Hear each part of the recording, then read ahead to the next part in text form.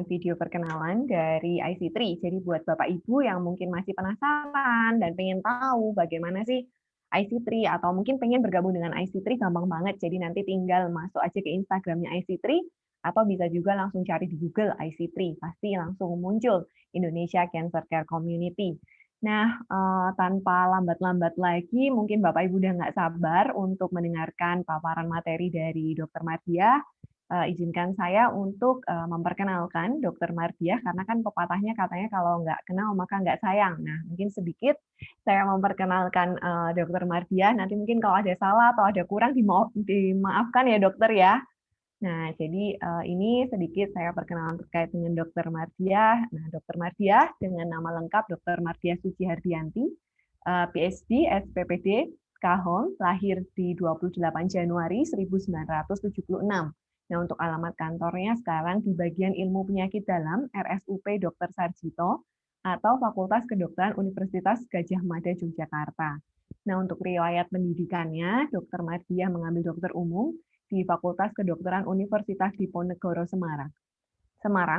Oktober 1999, kemudian mengambil S3 atau PhD program di Molecular Medicine in Hematology Oncology Graduate School of Medicine Kobe, University Japan, jauh ya di Jepang ya, pada Oktober 2000 sampai Maret 2005. Kemudian mengambil dokter spesialis penyakit dalam di program pendidikan dokter spesialis 1 di Fakultas Kedokteran Universitas Gadjah Mada pada Januari 2006 sampai November 2010. Kemudian lanjut dokter spesialis konsultan, program pendidikan dokter spesialis 2, juga di Universitas Gadjah Mada pada tahun 2010 sampai Desember 2015. Nah, untuk pekerjaannya dari tahun 2006 sampai saat ini, Dr. Mardiah menjadi dosen FKUGM dan juga anggota SMF bagian ilmu penyakit dalam di sub bagian hematologi onkologi medik atau bagian ilmu penyakit dalam Fakultas Kedokteran Universitas Gadjah Mada Yogyakarta. Nah, tanpa saya ngomong-ngomong lagi nih, nah kita langsung sambut aja nih. Selamat sore, Dr. Mardiah. Selamat sore Mbak Adis, dan selamat sore semuanya yang sudah hadir sore ini. Terima kasih. Ya, mari dokter, monggo saya persilahkan dokter, waktu dan tempatnya saya persilahkan. Monggo. Baik, saya izin share screen dulu ya.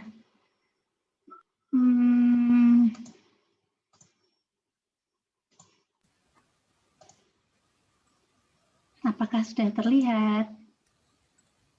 Sudah dokter, sudah terlihat. Baik. Assalamualaikum warahmatullahi wabarakatuh. Salam sejahtera bagi kita semua.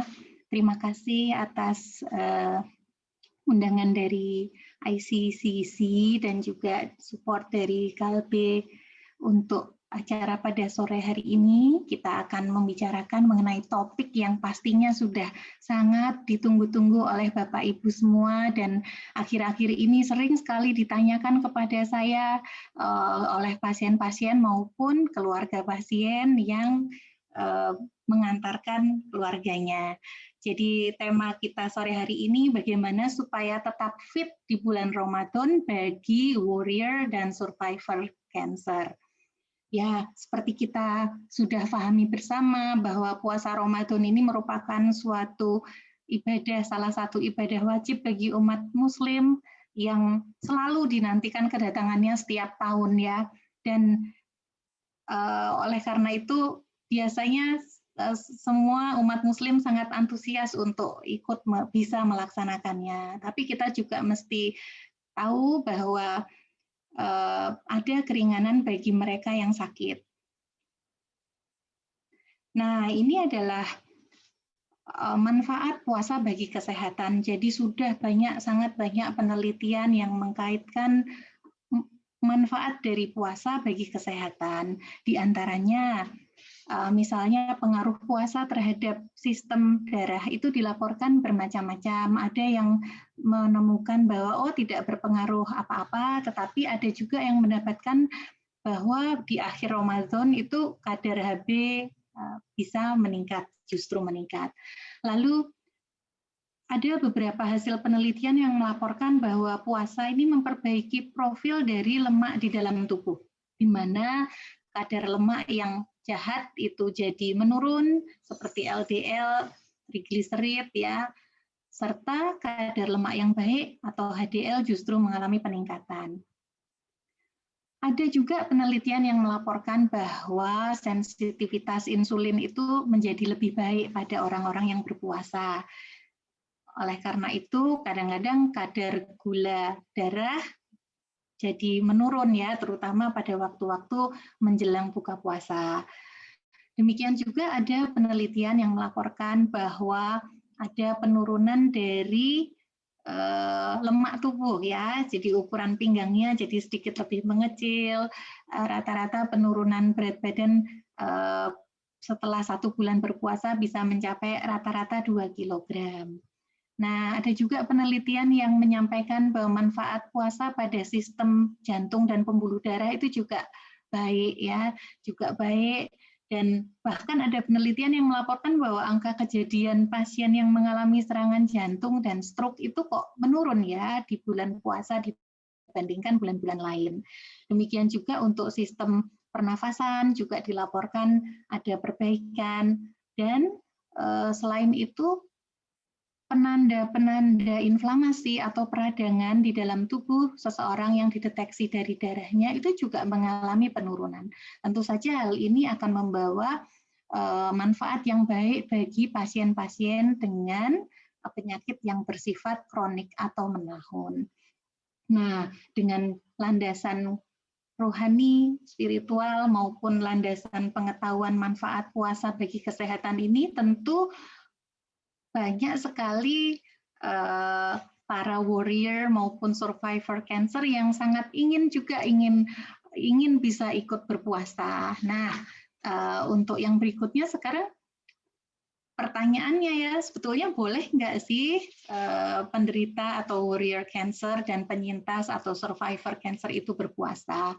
Dan tentu untuk menjawab pertanyaan ini memang tidak bisa dijawab dengan satu jawaban, karena banyak faktor yang perlu dipertimbangkan oleh seorang dokter untuk memberikan jawabannya kepada masing-masing pasien, tergantung dari beberapa hal.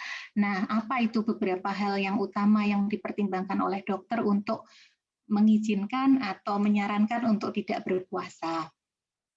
Ini adalah 3 hal utama.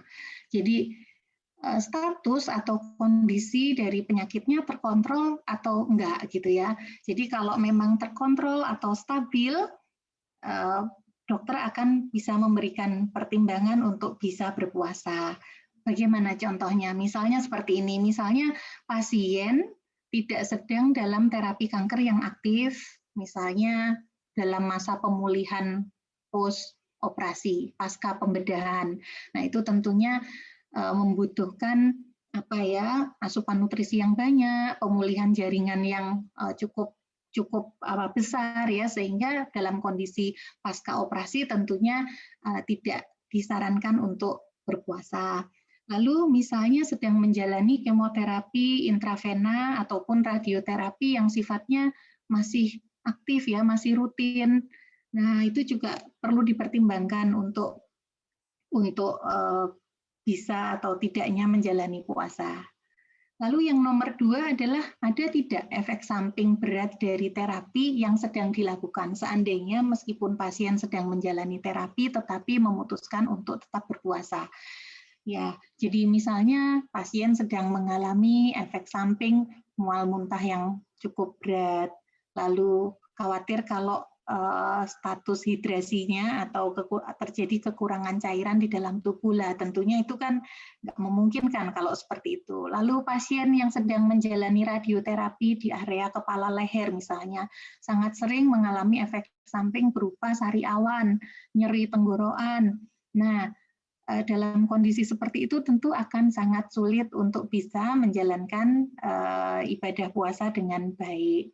Lalu yang terakhir adalah status nutrisi dan kondisi umum dari pasien. Misalnya pasien mempunyai status nutrisi yang baik, kondisi umumnya juga baik, tentu hal ini akan membuat dokter mempertimbangkan, oh ya, boleh saja berpuasa. Ya, jadi jawaban untuk apakah warrior atau survivor cancer itu boleh berpuasa atau tidak, jawabannya bukan satu jawaban, tapi sangat tergantung dari masing-masing individu. Jadi kondisi 3 kondisi ini terutamanya. Nah, ini adalah salah satu contoh sebuah penelitian yang dilakukan di Arab Saudi, di Kairo ya, di Kairo, Mesir pada tahun 2012 yang melihat gimana sih pasien-pasien yang menjalani puasa di bulan suci yang juga penderita kanker. Penelitian ini mendapatkan bahwa ternyata ada 102 pasien yang menjalankan puasa, meskipun 36%-nya ini hanya puasa yang sebagian, jadi mungkin tengah hari gitu ya, lalu yang 24% ini komplit. Jadi sekitar 60% pasien ini berpuasa. Dan ternyata lebih banyak wanita yang status performanya atau kondisi fisiknya baik.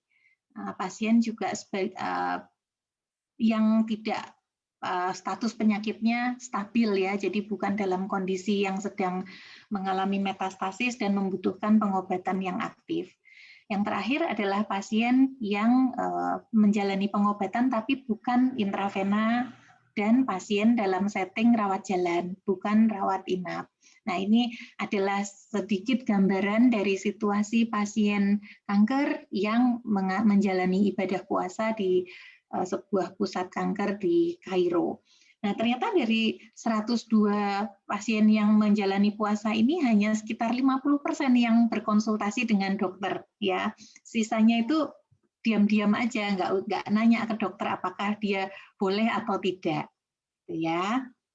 Nah, sekarang kalau seseorang sudah berkonsultasi dengan dokter atau menimbang dirinya sendiri, aku sepertinya bisa kok ini berpuasa, gitu ya.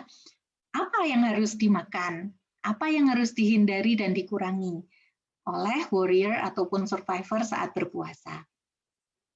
Nah, sebetulnya sih tidak berbeda sangat ekstrim antara warrior ataupun survivor cancer dengan masyarakat pada umumnya yang non cancer, itu tidak berbeda secara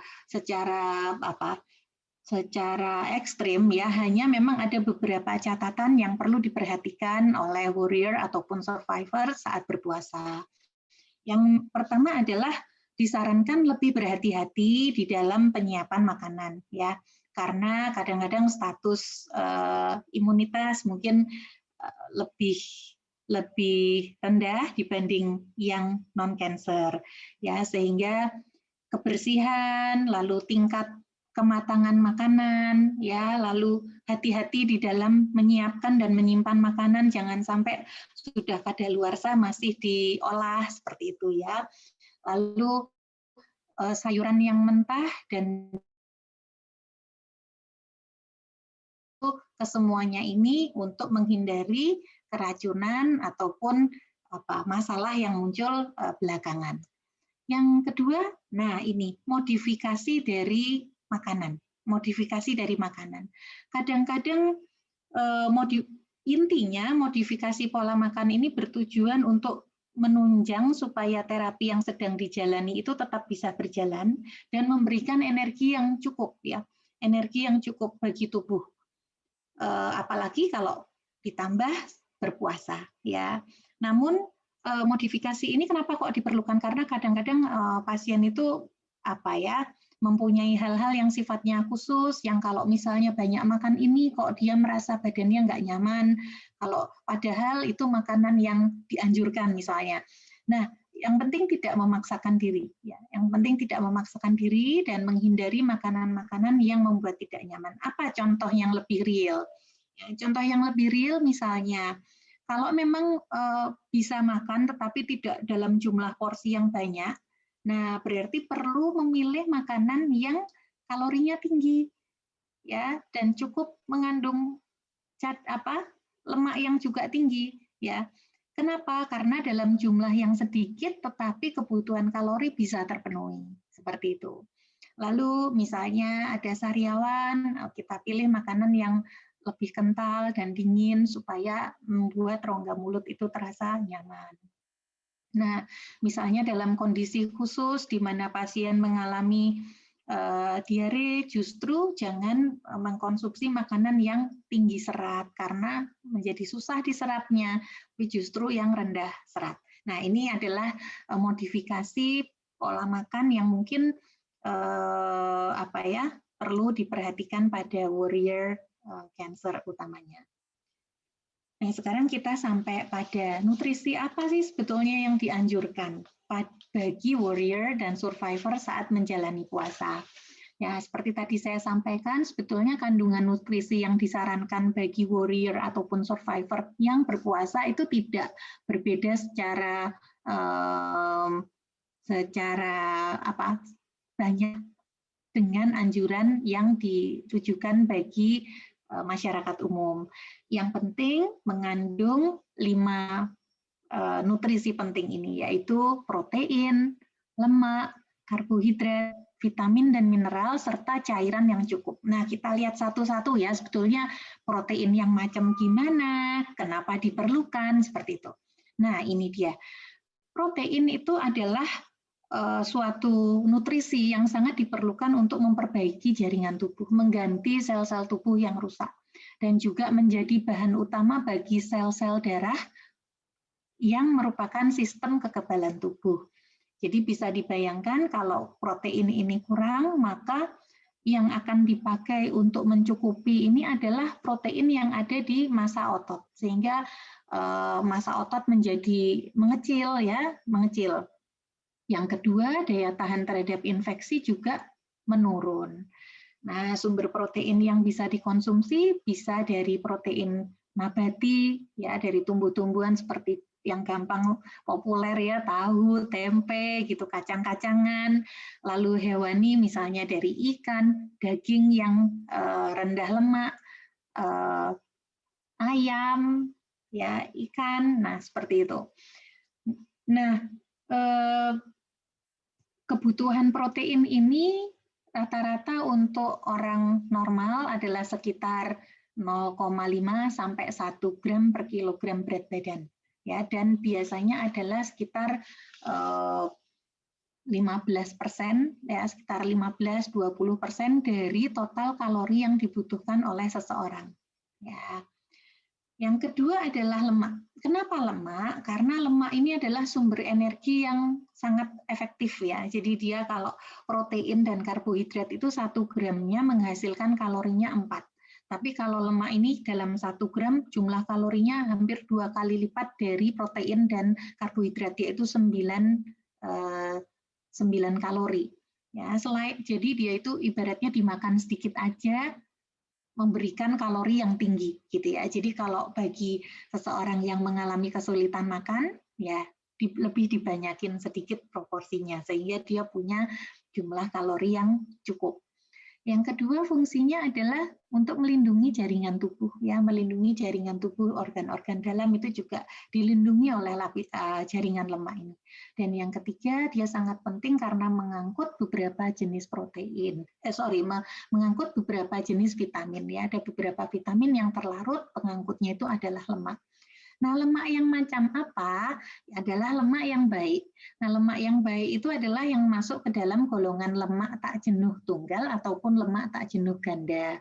Ya, misalnya sumbernya untuk yang lemak tidak jenuh tunggal itu minyak zaitun atau olive oil, lalu minyak canola dan kacang-kacangan ya, kacang tanah.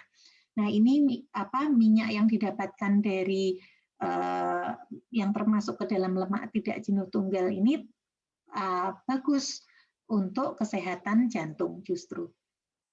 Lalu lemak tidak jenuh ganda contohnya adalah minyak bunga matahari, lalu minyak jagung, minyak ikan, ya, dan minyak yang terdapat asli dari ikan. Jadi nanti kalau belanja di supermarket boleh pilih-pilih kalau misalnya goreng telur kan minyaknya butuhnya dikit aja, ya mungkin bolehlah pilih minyak yang agak mahalan dikit tapi lebih sehat. Nah, kalau lemak jenuh itu adalah lemak yang terdapat pada daging yang berlemak. Lalu susu full cream misalnya. Nah, itu lemaknya lemak jenuh. Lalu produk-produk dari susu misalnya seperti keju. Lalu kalau minyak itu minyak kelapa dan minyak kelapa sawit. Itu adalah minyak yang mengandung lemak jenuh. Nah, padahal justru minyak jenuh ini harganya memang lebih murah ya, dan biasanya dipakai untuk masak goreng-gorengan yang di deep fry atau dimasak sampai tercelup itu ya. Itulah kenapa kita dianjurkan sebaiknya mengurangi goreng-gorengan. Karena jarang kan ya masak gorengan pakai minyak zaitun misalnya. Biasanya pakai minyak kelapa atau minyak kelapa sawit seperti itu nggih. Jadi meskipun sedikit 10% dari asupan nutrisi kita itu sebaiknya didapatkan dari lemak ini. Oke, sekarang kita ke karbohidrat. Karbohidrat ini memang merupakan sumber energi yang utama bagi tubuh ya. Sekitar 60-75% sumber energi utama bagi tubuh itu diambil dari karbohidrat. Nah, karbohidrat ini juga seperti lemak ada macamnya. Ada karbohidrat sederhana, ada karbohidrat yang kompleks. Karbohidrat yang sederhana itu adalah karbohidrat yang rantai gulanya itu lebih simpel dan gampang dibongkar. Sehingga dia gampangannya kalau dimakan itu diolah oleh tubuhnya cepat sehingga kadar gula di dalam darah itu cepat naik. Jadi misalnya di dalam nasi putih, lalu gula-gula di dalam buah-buahan, di dalam tepung terigu, ya itu lalu kurma itu misalnya itu adalah karbohidrat yang simpleks, gampang diolah sama tubuh menjadi energi.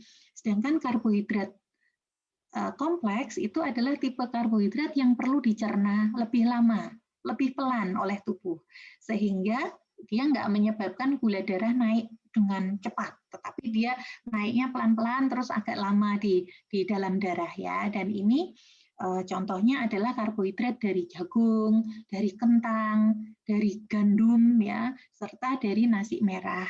Sehingga apa hubungannya sama puasa? Kalau sama puasa hubungannya karbohidrat kompleks ini lebih baik kalau banyak dikonsumsi pada saat sahur, sehingga rasa kenyangnya lebih lama dan kadar gula darah itu nggak melonjak cepat lalu hilang, tetapi lebih bertahan lama. Sedangkan kalau karbohidrat sederhana ini disarankan dikonsumsi pada saat buka, pada saat tubuh udah kadar gulanya rendah banget, udah lemes, begitu makan langsung kadar gulanya naik dan kita merasa lebih baik, ya itu bedanya. Dan sumber karbohidrat ini seperti ada di gambar ya, mulai dari biji-bijian, nasi, biji-bijian, lalu kentang,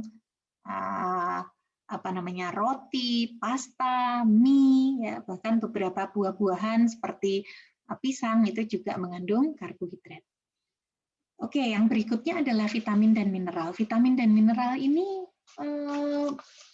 biasanya dia terdapat secara alami pada makanan, ya, pada makanan yang kita konsumsi. Jadi pada intinya kalau kita bisa mengkonsumsi makanan dengan baik, berbagai macam jenis, nah itu kita tidak perlu khawatir dengan vitamin dan mineral karena sudah ada di dalamnya. Hanya dalam kondisi khusus di mana seseorang tidak bisa makan yang cukup banyak dan beragam, nah itu diperlukan tambahan dari suplemen ya. Tapi kalau sudah makan dengan baik ini sudah tercakup di dalam makanan yang dikonsumsi. Nah, ini yang terakhir cairan. Jadi fungsi sel di dalam tubuh itu baru bisa berjalan dengan lancar kalau cairan terpenuhi ya.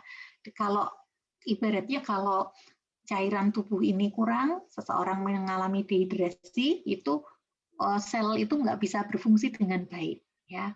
Nah, ada beberapa tanda kalau seseorang itu mengalami dehidrasi, misalnya rasa haus ya, itu salah satu tanda bahwa dia kurang cairan ya.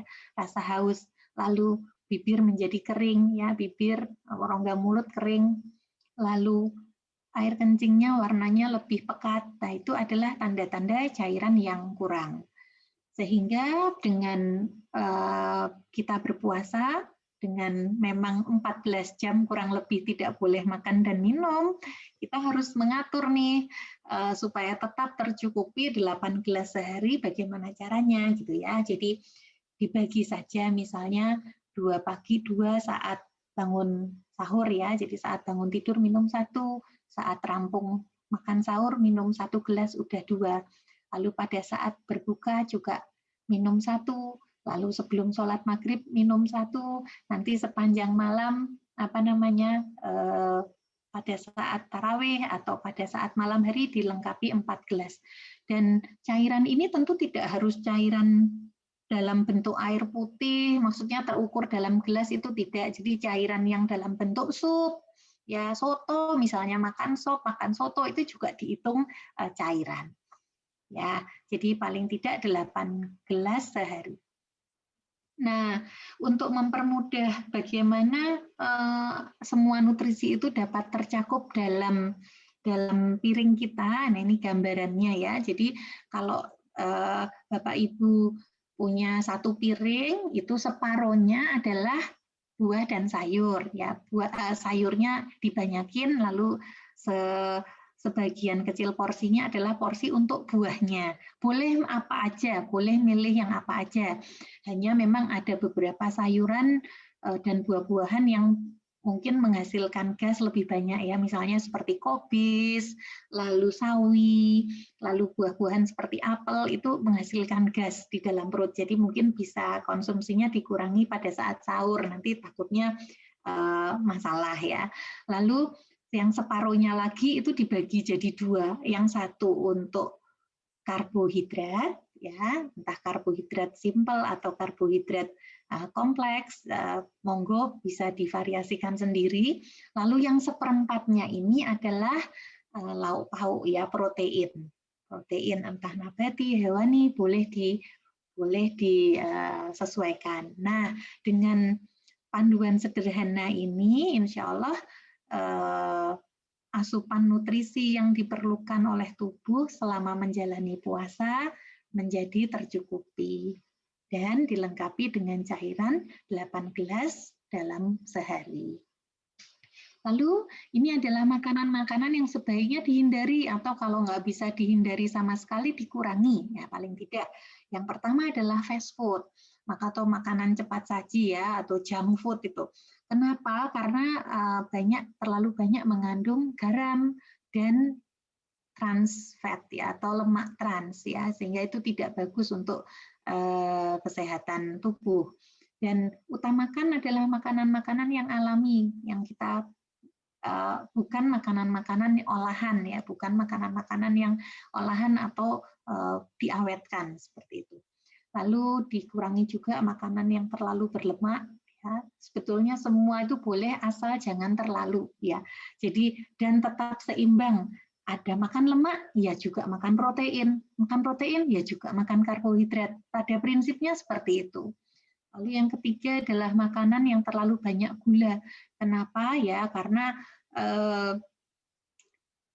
makanan yang terlalu banyak mengandung gula ini tentu saja membuat badan itu bisa menjadi stres ya, karena hormon insulin yang untuk mengolah gula itu dipacu dengan untuk dihasilkan dalam jumlah yang banyak gitu. Jadi boleh, tetapi anggap aja itu makanan yang mewah ya, makanan yang tidak terlalu banyak dikonsumsi. Lalu makanan yang terlalu spicy, terlalu pedas, terlalu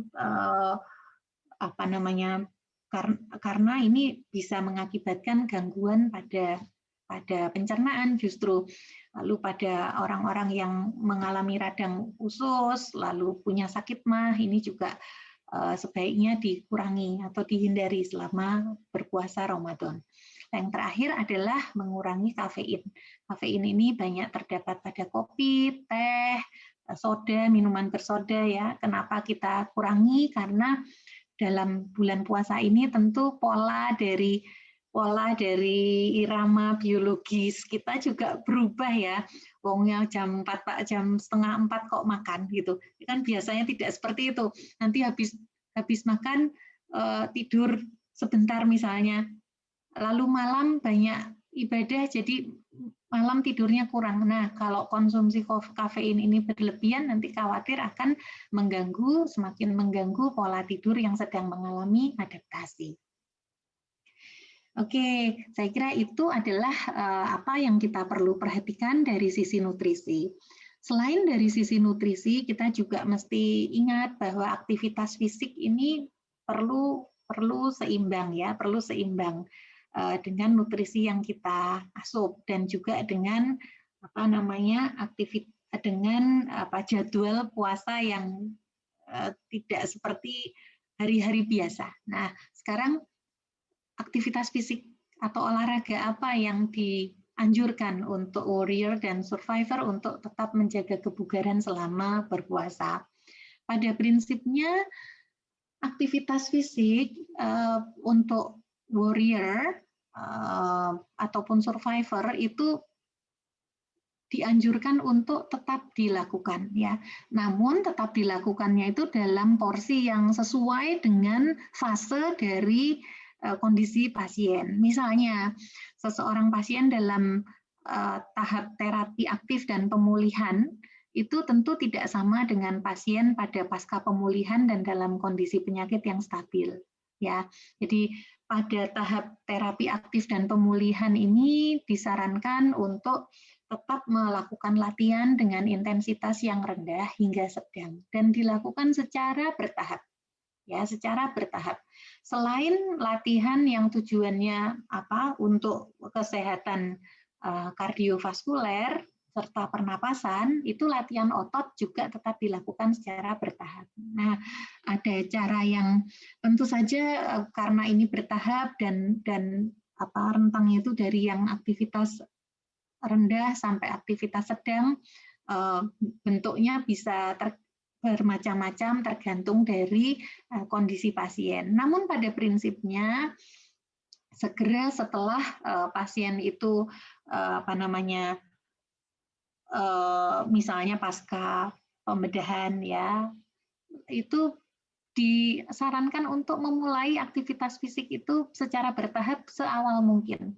Karena ternyata ada banyak penelitian yang melaporkan bahwa justru dengan latihan yang bertahap ini banyak sekali manfaatnya selain untuk memperbaiki rasa yang capek gitu ya, rasa capek, rasa cemas itu juga kebugaran serta kekuatan otot itu akan lebih baik pada orang-orang yang memulai aktivitas fisiknya dengan segera. Nah, ini adalah aktivitas-aktivitas fisik sedang yang baik untuk kesehatan jantung dan juga otot ya. Misalnya berjalan, lalu berenang, bersepeda santai, ya, lalu jalan-jalan agak nanjak gitu, serta aktivitas berkebun. Nah, itu termasuk ke dalam yang aktivitas sedang.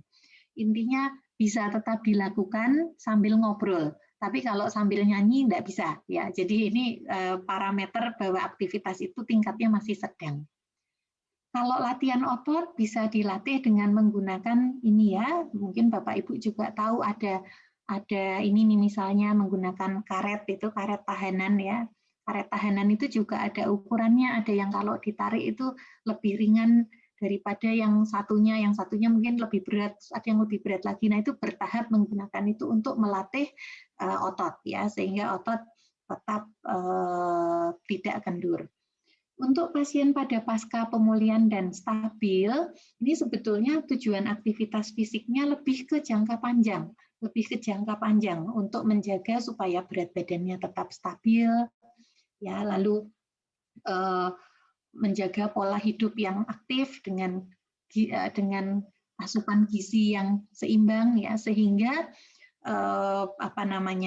kualitas hidup lebih baik, lalu ketahanan tubuh juga lebih bagus dan sebagai pencegahan sekunder untuk kekambuhan kanker ataupun penyakit-penyakit kronik yang lain ya. Dan yang disarankan di samping diet yang seimbang juga adalah olahraga ini pelan-pelan meningkat untuk Untuk aerobiknya itu adalah 150 menit dalam 1 minggu. Jadi kalau dibagi dalam 3 hari rata-rata sekitar ya 45 menit lah. Kalau bisa tiap hari jalan kaki 30 menit itu juga sudah sangat baik. Lalu untuk latihan ototnya disarankan 2 kali seminggu untuk melatih kekuatan otot. Nah, karena kita ada dalam kondisi yang khusus di masa adaptasi era baru ini, juga kita tetap harus menjaga 5M ya. Jadi supaya berpuasanya tetap aman, juga jangan lupa tetap pakai masker, menjaga jarak, mencuci tangan dengan sabun, lalu menjaga kesehatan dengan mengkonsumsi makanan yang cukup, istirahat juga yang cukup, dan juga kalau tidak penting-penting banget, disarankan untuk tetap di rumah. Saya kira itu yang saya sampaikan. Mudah-mudahan dengan tips-tips ini bisa bermanfaat untuk menjaga supaya badan tetap fit dan bugar selama menjalani puasa Ramadan. Demikian saya akhiri. Assalamualaikum warahmatullahi wabarakatuh. Ya, terima kasih dokter untuk penjelasannya yang sudah sangat luar biasa tadi. Sudah banyak pertanyaan yang mungkin muncul nih di kolom chat. Cuma saya ingatkan lagi untuk Bapak Ibu semuanya bahwa pertanyaan-pertanyaan yang nanti akan dipilih adalah pertanyaan yang memang masuk atau sesuai dengan tema seperti itu. Jadi kenapa? Supaya semuanya bisa mendapatkan jawaban yang baik dan juga sesuai dengan temanya seperti itu. Karena terlalu banyak pertanyaan, jadi nanti akan saya pilih supaya jalannya acara juga tetap baik dan juga kondusif. Jadi untuk Bapak Ibu sebelumnya saya ucapkan mohon maaf terlebih dahulu apabila nanti pertanyaannya mungkin tidak terpilih. Bukan maksud apa, bukan maksud memilih siapa yang dapat pertanyaan, tapi memang akan saya pilih untuk yang sesuai dengan tema. Baik, sebelum kita masuk ke sesi tanya jawab, Dok, mungkin saya boleh izin ya, Dok, saya akan memutarkan video untuk support, untuk Nutriken, karena sponsor dari acara kita pada sore hari ini adalah Nutriken. Dan saya putarkan terlebih dahulu.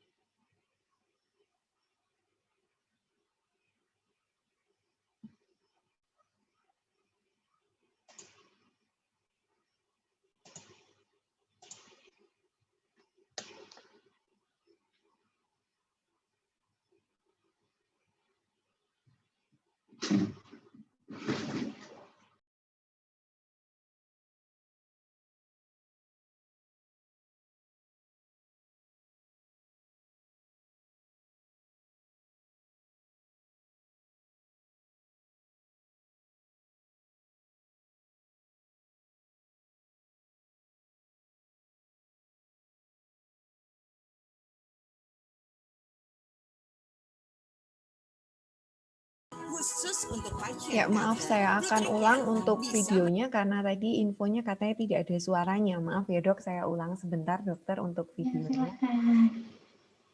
Baik, mungkin akan lebih baik dan lebih mungkin biar pada nggak bosen juga, kita akan lihat dulu videonya sekaligus dengan suaranya supaya lebih jos. Oke.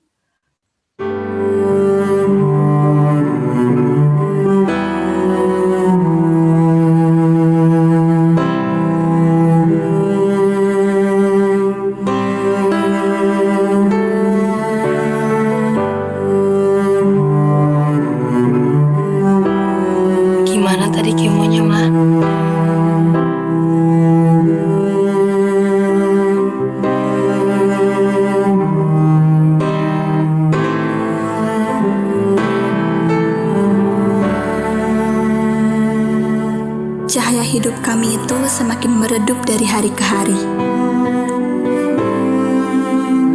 Jangan biarkan gelapnya malam membawanya pergi, karena pagi masih menunggu.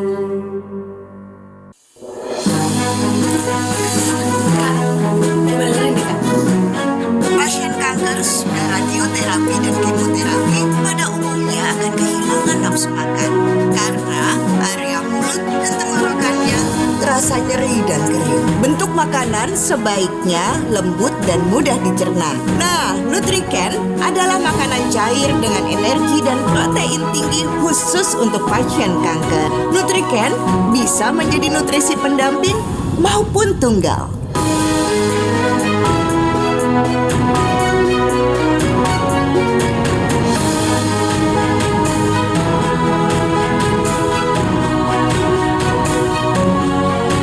Esok adalah misteri dan belum tentu milik kita. Hidup dan tersenyumlah untuk hari ini, sembari berharap esok akan lebih baik. Nutriken, nutrisi tepat pasien kanker.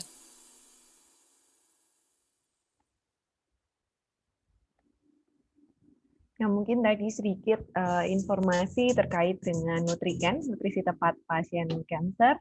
Nanti mungkin untuk Bapak Ibu yang penasaran, masih pengen tahu, mungkin boleh juga kalau misalnya ada yang pernah konsumsi Nutriken atau mungkin ada pertanyaan terkait dengan Nutriken, mungkin bisa disampaikan juga. Baik, saya akan lanjut masuk ke sesi tanya jawab. Dokter mungkin boleh ya dok, langsung saya masuk ke sesi tanya jawab ya dok. Ya, baik, pertanyaan yang pertama dokter dari Ibu Eni Lestari. Dokter, apakah ganas atau jinaknya kanker bisa menjadi penyebab seseorang itu boleh berpuasa atau tidak, dok? Oh, baik. Langsung dijawab nih, Mbak Dis. Langsung, dokter. Oh iya, ya. Baik.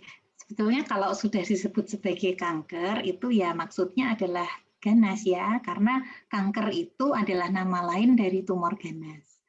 Nah, seperti tadi saya sampaikan bahwa untuk menentukan apakah seseorang pasien kanker ini atau tumor ganas ini bisa berpuasa atau tidak, itu sebetulnya tergantung dari beberapa kondisi.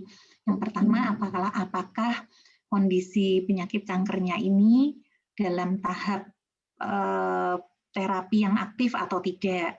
Lalu ada efek samping yang dialami oleh pasien tersebut enggak dari terapi kalau dia sedang menjalani terapi aktif. Dan yang terakhir adalah status nutrisi dan juga kondisi umum dari pasien. Itu 3 pertimbangan yang utama. Kalau misalnya sebagai contoh aja nih ya, misalnya untuk pasien-pasien yang sedang, kalau kondisi kankernya sudah stabil ya, bahkan dia adalah seorang survivor yang dari kanker payudara yang sedang meminum terapi hormonal, kondisi penyakitnya stabil, status performa sehari-hari, nutrisi dan juga kondisi klinisnya itu bagus gitu ya. Tentu hal ini tidak menjadi hambatan buat pasien tersebut atau survivor tersebut untuk menjalankan ibadah puasa. Gitu. Jadi mungkin lebih kepada dirinya bisa menilai diri sendiri juga ya dok ya. Jadi kalau misalnya rasanya mungkin kurang fit atau mungkin tidak sanggup untuk puasa gitu, mungkin jangan dipaksa untuk berpuasa gitu ya dokter ya. Iya, betul. Itu juga tentu menilai diri sendiri itu juga komponen yang sangat penting sebagai pertimbangan dokter untuk mengizinkan atau tidak. Iya, itu betul Mbak Adis. Ya. Baik dokter, mungkin saya lanjutkan lagi ya dokter ya, karena ini ada lagi mungkin masih dari Ibu Eni dokter. Nah ini apakah ada beberapa pasien sebentar dok, maaf dok. Apakah ada obat yang jadi menyebabkan bahwa tidak boleh puasa gitu dokter? Oh ya, obat. Maksudnya ini obat kanker ya? Ya, obat kanker ya. Iya. Kalau dalam terapi aktif kanker, di mana pasien sedang menjalani kemoterapi yang aktif, dan biasanya kemoterapi itu kan diberikan antara interval 2 sampai 3 minggu. Ya, jadi pada saat dimasukkan obatnya sendiri yang melalui infus itu sendiri kan sudah, dan kita selain obat juga masukkan banyak cairan ya kalau sedang menjalani kemoterapi itu. Jadi itu sendiri sudah membatalkan puasa ya kan. Nah, belum lagi nanti setelah menjalani kemoterapi ada efek samping yang mungkin muncul di belakangnya, sehingga dalam tempo menjalani terapi aktif kanker itu dengan obat-obatan kemoterapi yang dimasukkan melalui infus itu juga menjadi hambatan tersendiri untuk menjalankan puasa. Oke, baik. Terima kasih dokter untuk jawabannya. Ya. Dok, saya akan lanjut lagi dok ke pertanyaan selanjutnya dari Ibu Loren Kristina. Izin bertanya, tante saya adalah penderita kanker payudara pada tahun 2010 lalu. Dan alhamdulillah sudah dinyatakan sembuh. Akan tetapi awal 2021 ini tante saya kembali dinyatakan mengidap kanker payudara dan dinyatakan terpapar COVID-19. Nah, apakah dengan berpuasa dapat membantu penyembuhan penyakitnya, dok? Oh iya, ini pertanyaannya bagus ya, dan ya ikut sedih juga ya setelah lama dinyatakan sembuh, hampir lebih dari 10 tahun ini ya, tapi kemudian saat ini mengalami kekambuhan. Mudah-mudahan bisa tetap menjalani pengobatan dengan baik untuk tantenya ya Mbak Lawrence. Nah ini kalau saat ini dinyatakan kambuh, tentunya ada pengobatan lain yang akan dijalani oleh tantenya ya, dan pengobatan ini juga tergantung karena kekambuhan kanker itu ada kekambuhan yang sifatnya tidak sangat mempengaruhi kondisi tubuh, ada kekambuhan yang sangat mempengaruhi kondisi tubuh. Kalau kekambuhan ini sifatnya sangat mempengaruhi kondisi tubuh, biasanya dokter akan mempertimbangkan untuk kembali memberikan terapi kanker yang cukup agresif gitu ya. Jadi dengan preparat yang intravena perlu diinfuskan. Nah, kalau seperti itu mungkin agak sulit untuk menjalani ibadah puasa. Tapi kalau kekambuhannya ini hanya dinyatakan kambuh tetapi tidak sangat berpengaruh terhadap kondisi fisik, mungkin bisa diberikan terapi yang sifatnya oral. Nah, kalau terapi itu sifatnya oral, maka dengan mengatur waktu minum obatnya masih bisa menjalani ibadah puasa. Tentunya sekali lagi sangat perlu untuk melihat hal-hal yang lain ya, misalnya kondisi fisiknya bagaimana, lalu status nutrisinya gimana, kurus banget enggak, kehilangan berat badan dalam jumlah yang cukup banyak dalam waktu singkat atau enggak. Kalau hal-hal itu ada ya sebaiknya tidak usah berpuasa. Baik, dok. Dan kalau ditanyakan apakah justru dengan berpuasa itu bisa menyembuhkan kanker atau COVID, itu adalah hoax ya. Oke, baik. Baik, dokter. Ya, saya akan lanjut lagi, dok. Untuk pertanyaan selanjutnya, kali ini dari Ibu Purwanti di Solo. Dok, izin bertanya, suplemen yang seperti apa bagi penderita kanker paru agar tetap fit? Oh ya, suplemen apa ya? Memang pada pasien kanker paru ini sangat sering terjadi penurunan berat badan yang cukup drastis ya. Jadi tidak semua jenis kanker itu menyebabkan penurunan berat badan, ya Mbak Adis. Ada beberapa jenis yang bisa menyebabkan penurunan berat badan itu cukup ekstrim, misalnya adalah kanker paru dan kanker pankreas ya. Kanker pankreas itu walaupun baru terdiagnosis, pasien bisa turun berat badannya itu sangat banyak. Nah, suplemen kalau yang dimaksud adalah suplemen yang berupa tablet gitu, itu suplemen makanan yang mengandung multivitamin, mineral itu sebetulnya tadi kalau makannya masih cukup baik, sebetulnya tidak secara khusus diperlukan. Hanya kalau memang ada gangguan makan, itu suplemen multivitamin mineral itu bisa dikonsumsi. Yang bagus ya tentu yang mengandung vitamin multivitamin ya, berbagai macam vitamin, misalnya vitamin E, vitamin C, vitamin D ya. Lalu mengandung omega 3, EPA itu juga multivitamin suplemen makanan yang baik bagi penderita kanker. Nah, kalau yang dimaksud adalah untuk meningkatkan berat badan, itu beda lagi. Suplemen makanannya nggak mungkin dalam bentuk kapsul gitu. Ya, suplemen makanannya dalam bentuk support nutrisi oral. Ya, support nutrisi oral itu adalah sebuah ramuan yang meskipun tampilannya dalam bentuk serbuk, dalam bentuk susu, tapi sebetulnya itu lebih dari sekedar susu, karena di dalamnya sudah dihitung betul komposisi dari bahan-bahannya. Jadi dia mengandung proteinnya ya ada, lemaknya ya ada, karbohidratnya ya ada, multivitamin dan mineralnya juga ada. Gitu. Jadi itu akan membantu kecukupan nutrisi dan juga termasuk di dalamnya multivitamin. Ya, dan kalorinya tinggi gitu. Baik, jadi mungkin yang tergantung yang dibutuhkan oleh pasien gitu ya dok ya, mungkin nutrisinya, vitaminnya. Jadi mungkin untuk pasiennya bisa pintar-pintar untuk memilih nutrisinya tambahan atau suplemen tambahannya seperti apa. Ya, dok ya. betul. Baik, saya akan lanjut lagi dokter untuk pertanyaan selanjutnya dari Ibu Sunarti. Beliau sepertinya pasien kanker ovarium setelah kemo 4 kali, alhamdulillah sudah dinyatakan sembuh dan juga sekarang sudah bisa menjalankan puasa. Dulu saya minum susu N supaya kondisi tetap fit. Saya minum susu apa ya? Mungkin ini yang tadi sudah dijelaskan ya dokter ya, bahwa memang susu yang dikonsumsi memang yang lengkap dengan nutrisi-nutrisinya. Mungkin dokter boleh menjelaskan lagi atau seperti apa nih dok? Karena ada yang bertanya lagi nih dok.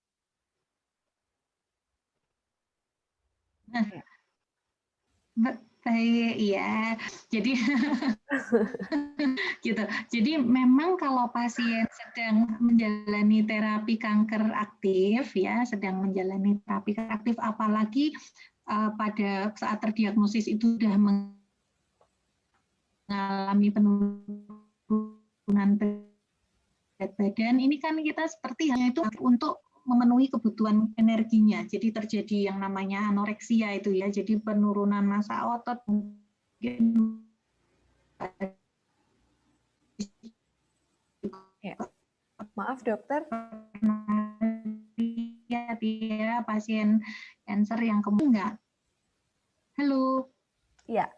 Maaf dokter, tadi mulai suaranya jadi seperti robot dokter dari yang penurunan massa otot gitu dok. Mungkin baik. Maaf, diulang ya. Ini ya, udah jelas. maaf. Sekarang sudah lebih jelas dokter, iya. Baik. Jadi pada prinsipnya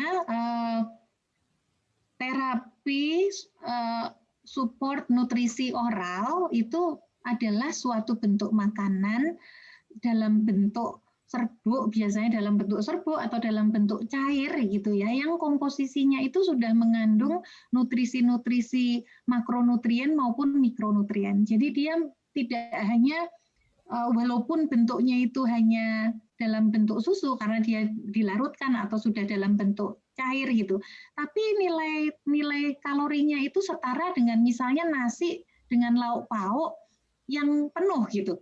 Nah, pada pasien kanker yang sedang menjalani terapi aktif, di mana kadang ada kesulitan makan, ada efek samping kemo, ada air liur aja kering seperti itu, ada perubahan pola, ada perubahan pengecapan, itu kadang-kadang mau makan jangankan 1 piring, seperempatnya aja belum tentu ketelan gitu. Nah, dalam kondisi seperti itu, maka support nutrisi oral itu memberikan keuntungan yang sangat-sangat besar bagi pasien. Nah, sekarang kalau ibu ini sudah sembuh, sudah dinyatakan sembuh, tidak menjalani terapi yang aktif, lalu bahkan sudah bisa berpuasa, nah kita lihat apakah status nutrisinya sudah baik atau belum. Lalu asupan makannya sudah bisa mencukupi enggak dari yang tadi dianjurkan. Jadi misalnya sehari dia butuh sekitar 1.500 kalori. Itu kalau sekali makan kira-kira 500 kalori, padahal ini cuma 2 kali pada saat buka dan saat sahur.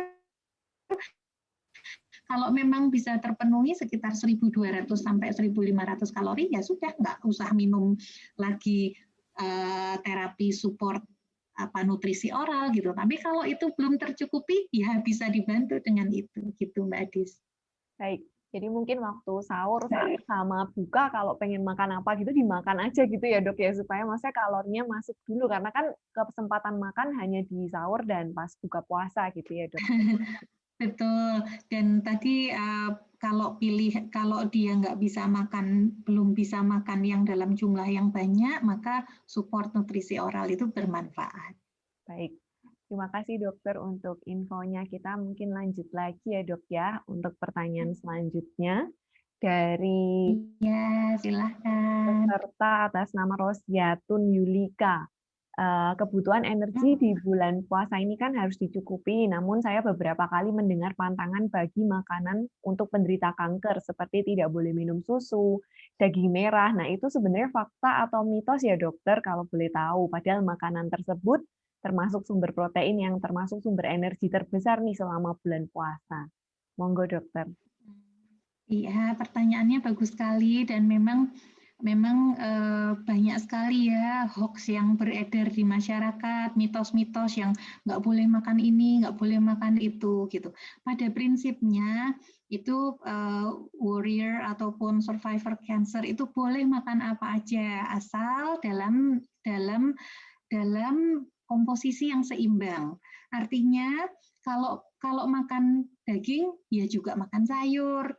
Kalau makan sayur buah tok nggak ada karbohidrat, nggak ada proteinnya itu juga nggak baik gitu. Jadi pada prinsipnya tadi mungkin komposisi piring sehat itu untuk makan utama boleh kan gampang tuh ingatnya cuman dibagi dua, yang separuh sayur dan buah, yang separuhnya dibagi dua lagi isinya karbohidrat dan protein. Jadi tetap boleh makan ikan, tetap boleh makan daging, tetap boleh minum susu ya.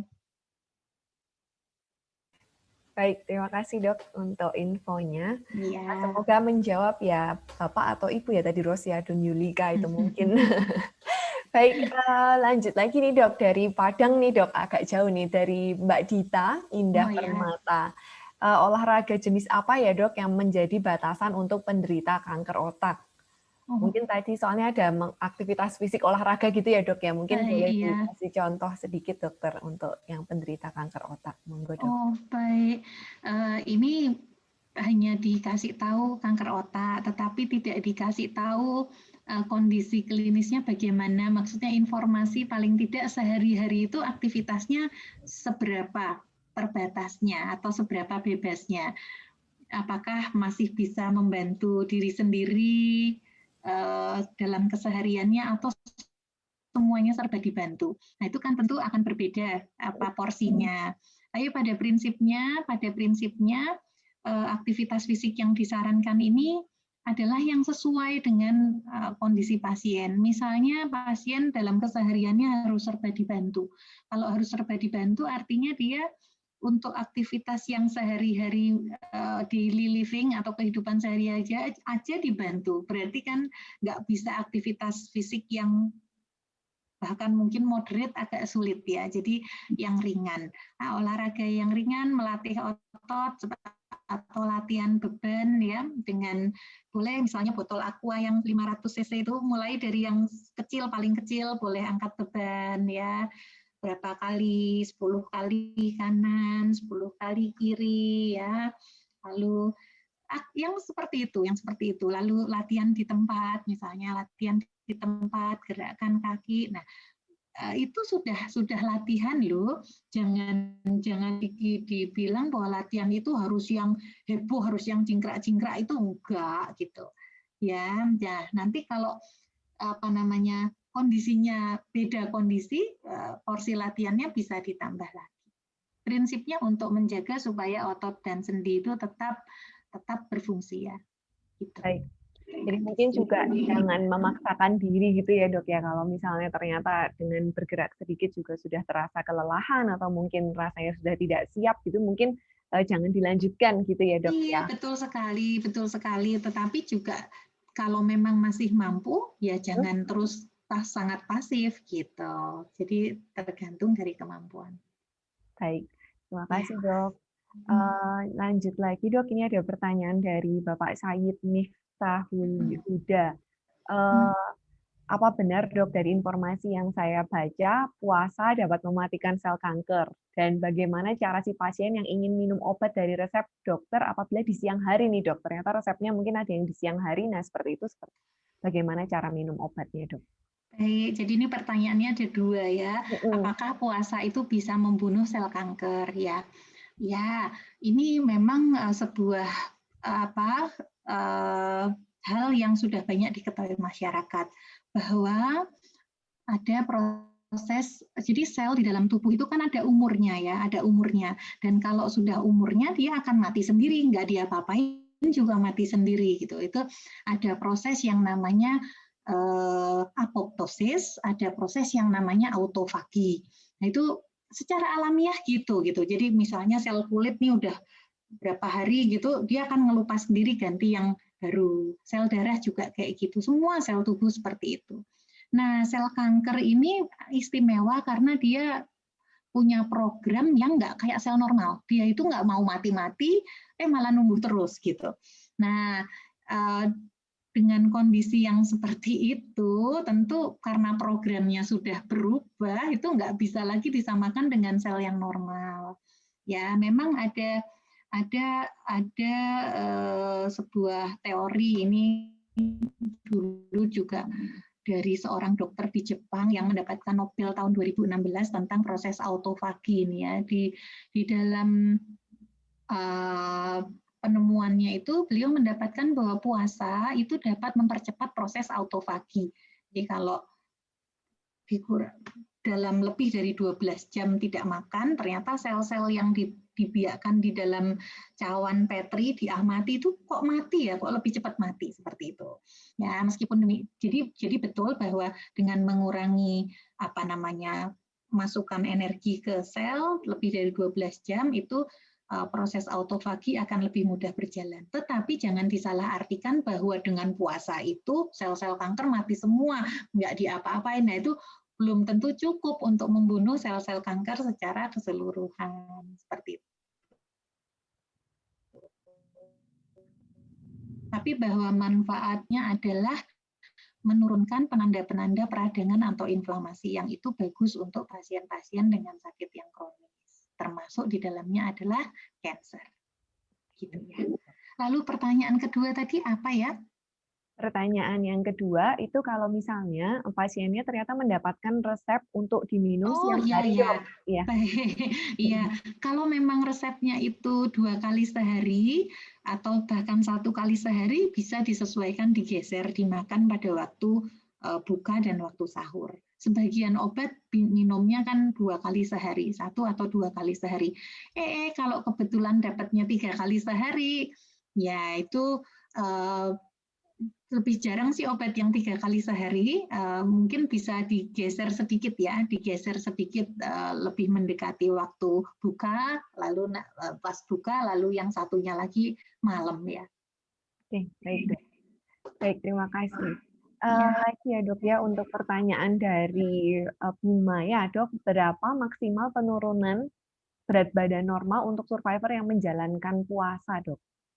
Baik, iya. Kalau rata-rata itu kalau dengan asupan nutrisi yang baik ya, artinya tadi yang baik itu seperti apa yang tadi kami sampaikan ya. Jadi pada saat berpuasa itu memang kebutuhan kalorinya jadi agak lebih berkurang, sekitar 1.200 sampai 1.500 kalori per hari. Dan itu dicukupinya hanya saat malam ya kan, saat malam hari, sepanjang malam. Jadi karena siang kita puasa 14 jam gitu. Nah, dengan batasan waktu makan dan juga dengan batasan waktu makan, tentunya kita harus pandai-pandai memilih makanan yang nggak mungkin kita makan banyak banget kan juga nggak mungkin kan gitu. Jadi tetap ada lemaknya karena lemak itu sumber energi yang sak cumlik tapi tenaganya besar gitu. Nah dengan komposisi yang mencukupi sekitar 1.500 kalori sehari, 1.200 sampai 1.500 rata-rata itu penurunan sekitar 2 kilo. bisa lebih dikit, bisa kurang dikit. Nah, tergantung dari pola makan selama bulan puasa. Yang penting harus diingat bahwa meskipun ada kesempatan makan pada saat buka, itu jangan terus apa-apa yang sebaiknya dikurangi justru dibanyakin ya. Misalnya terlalu manis, terlalu berlemak, itu jangan kok terus di apa istilahnya itu diumbar seperti itu, tapi tetap menyesuaikan dengan kebutuhan tubuh. Ya. Baik dok, mungkin tadi kalau dokter bilang lemaknya juga sedikit gitu ditambahin, nanti biasanya kan kalau buka kan paling enak pakai gorengan ya dok ya, nanti takutnya pada makan dengan langsung banyak gitu, tapi enggak ya, pokoknya semuanya tetap seimbang gitu ya dokter ya, maksudnya ada lemak, ada mikro-makronutrien yang Iya, seimbang. boleh kok makan gorengan, boleh, bukan terus nggak boleh sama sekali, nggak boleh, tapi juga diimbangin sama sayurnya, sama buahnya, sama dagingnya gitu. Ya mungkin kalau gorengan ada sayurnya, mungkin nanti Bapak Ibu bisa pesannya tahu susur, jadi ada gorengan, ada sayurnya seperti ada itu. Proteinnya ya. Ada proteinnya. Ya, baik dokter. Mungkin karena tadi saya sudah diingatkan bahwa hari ini memang buka puasanya itu jam 17.41, jadi mungkin ini memang akan dipadatkan, dok. Nah, dok, mungkin boleh, dok, untuk menutup sesi tanya-jawab ini, mungkin boleh dikasih terakhir take home message-nya nih, dok, untuk para peserta webinar, bagaimana supaya mereka selalu tetap fit gitu, dok, untuk bulan puasa pada tahun ini. Silahkan, dokter. Baik, jadi mungkin take home message saya ada 3 mungkin ya.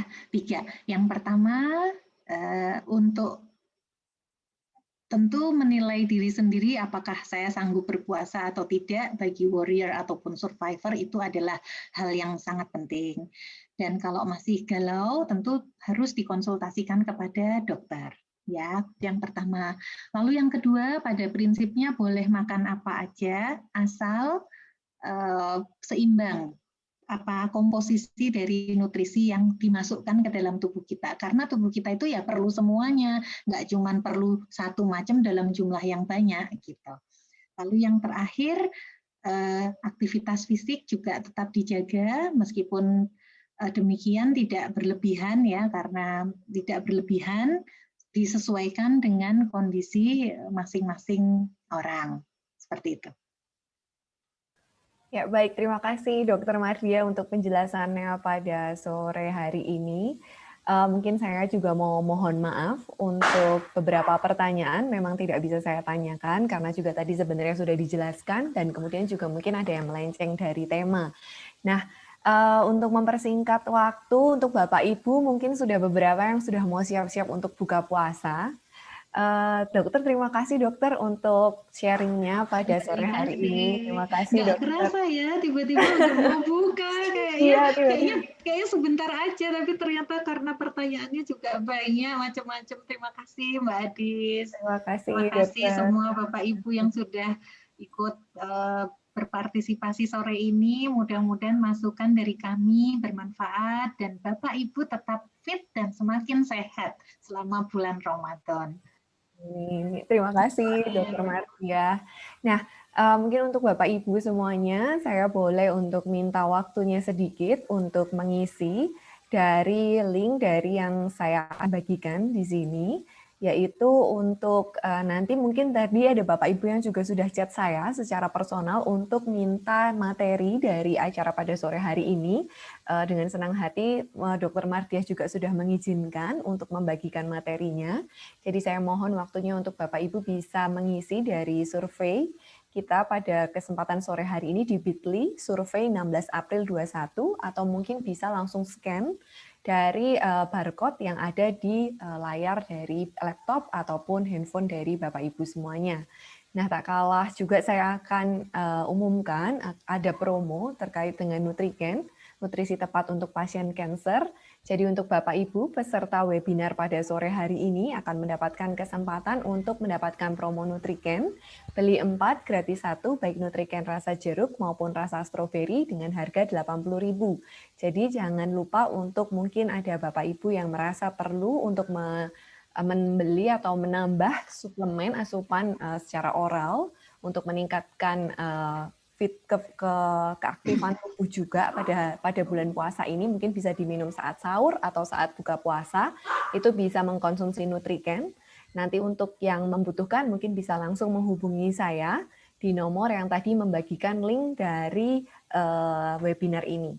Jangan lupa untuk Bapak Ibu juga yang ingin mendapatkan door prize sebagai 3 peserta beruntung, jangan lupa untuk mengisi dari survei 16 April 21 pada sore hari ini.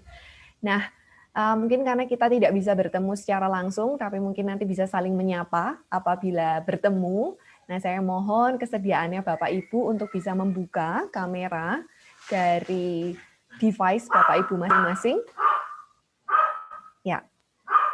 Boleh dibuka, mungkin ada yang sedang di dapur, sedang menyiapkan makanan buka puasa atau sedang menyiapkan takjil. Boleh maaf saya ganggu sebentar untuk membuka kameranya terlebih dahulu. Kita akan melakukan virtual photoshoot bersama. Ya, saya masih tunggu beberapa orang untuk bisa membuka kameranya. Kita akan melakukan virtual photoshoot dan berharap semoga nanti kita bisa bertemu di acara-acara offline ketika pandemi sudah berakhir. Nah, untuk link survei juga sudah saya ketik dan bisa langsung diklik untuk di Zoom chat-nya. Baik, oke, saya akan membagi virtual photoshoot ini ke dalam 3 bagian, karena Bapak Ibu semuanya tidak tahu, ada di halaman 1, 2, atau 3, lebih baik tetap tersenyum ya, dari awal hingga akhirnya. Baik, saya akan ambil foto yang untuk yang pertama, di halaman pertama. Ya, 1, 2, 3. Ya, untuk halaman yang kedua. Ya, 1, 2, 3.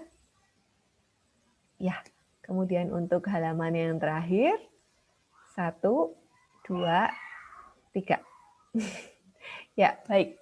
Terima kasih semuanya. Sekali lagi saya ucapkan terima kasih kepada semua Bapak Ibu peserta webinar kita pada sore hari ini yang sudah meluangkan waktu untuk mengikuti acara pada sore hari ini, menemani paling enggak kelaparan menuju buka puasanya terobati lah ya, mungkin nggak terasa gitu ya Dok ya, karena berbincang-bincang tadi jadi tidak terasa, ternyata sebentar lagi sudah buka puasa. Baik, terima kasih juga untuk Dr. Mardia ya Dok ya, untuk supportnya pada acara hari ini. Terima kasih juga buat semua ibu-ibu dan bapak-bapak yang bergabung sore hari ini, semoga bermanfaat. Amin. Terima kasih dan juga untuk Bapak Ibu semuanya saya ucapkan yang mungkin puasa, saya ucapkan selamat menjalani ibadah puasa sampai masih beberapa puluh hari ke depan. Jadi sabar, tunggu dulu, nanti kan setelah puasa juga pasti akan ada Idul Fitri, jadi nanti bisa mungkin tapi tetap ditahan untuk tidak bertemu dengan keluarganya kalau jauh-jauhan, karena kan ini masih pandemi. Seperti itu, jadi mungkin nanti kalau buka puasa ataupun waktu Idul Fitri bisa by Zoom aja gitu, jadi nggak cuma webinar ya Dok ya, tapi ketemu keluarga juga bisa lewat Zoom. Baik, terima kasih kesempatannya untuk semuanya. Saya mohon maaf, terlebih untuk yang mungkin tadi pertanyaannya tidak saya tanyakan, mohon maaf, mungkin kita bisa bertemu di lain kesempatan. Saya pamit, saya undur diri, terima kasih, dan sampai jumpa di lain kesempatan. Selamat sore dokter, selamat sore semuanya, terima kasih. Assalamualaikum, terima kasih. Teman dokter. Kami-kami.